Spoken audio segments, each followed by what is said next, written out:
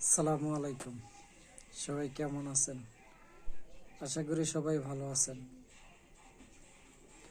তো অলরেডি অনলাইনে দেখতেছি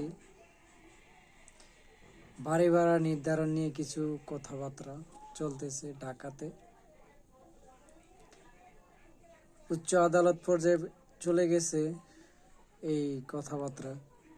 তো শুধু ঢাকার জন্য নয়, আমি মনে করি সারা দেশের জন্য এটা আইন করা দরকার।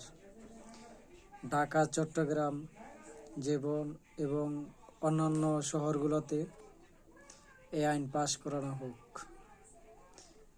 গত 2 দিন আগেও আমাদের এখানে বাসা ভাড়া বাড়িয়ে ফেলছে অনেক। সেরকম ডিসিপ্লিন নাই, রুমের কোয়ালিটিও সুন্দর নেই, কিন্তু তাদের ইচ্ছা মতো ভাড়া বাড়াই দিছে।